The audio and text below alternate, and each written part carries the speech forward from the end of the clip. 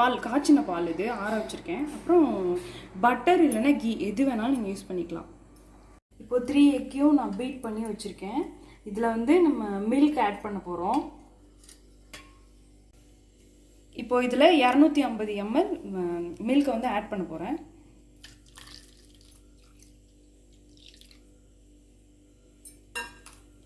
அப்புறம் 100 gram sugar add பண்ண போகிறேன்.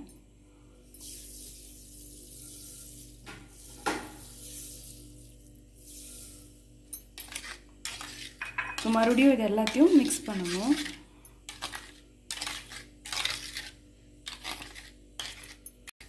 இப்போ எக்கு மில்க் எல்லாமே சேர்த்து மிக்ஸ் பண்ணிட்டோம். நல்லா சுகர் எல்லாம் கரைஞ்சி வச்சு இப்போது ப்ரெட்டை வந்து இதில் டிப் பண்ணி தவாவில் வந்து போட்டு எடுக்க போகிறோம்.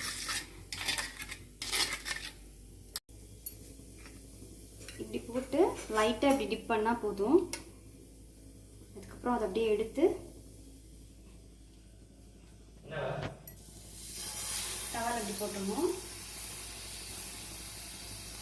கொஞ்சம் அது மேலே இந்த மிக்ஸ் பண்ண இந்த மில்க் இதை வந்து கொஞ்சம் அப்ளை பண்ணிக்கலாம்.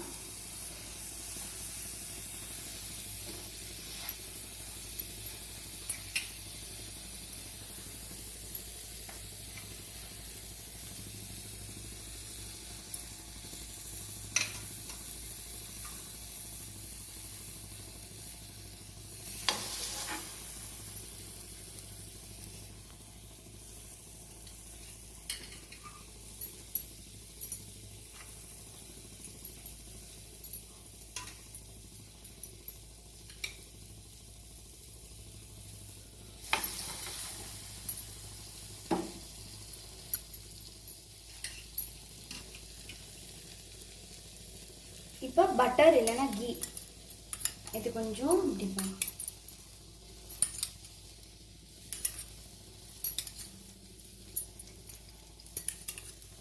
ஒன் சைடு இப்போ ரோஸ்ட் ஆகிடுச்சு. நான் வந்து மறுபடியும் திருப்பி போட்டேன் அடுத்த சைடில். இப்போ பிரெட் டபுள் சைட்லேயும் ரோஸ்ட் ஆகிடுச்சு. இப்போ இதை எடுத்து சர்வ் பண்ணலாம். டேஸ்ட்டும் பார்க்கலாம்.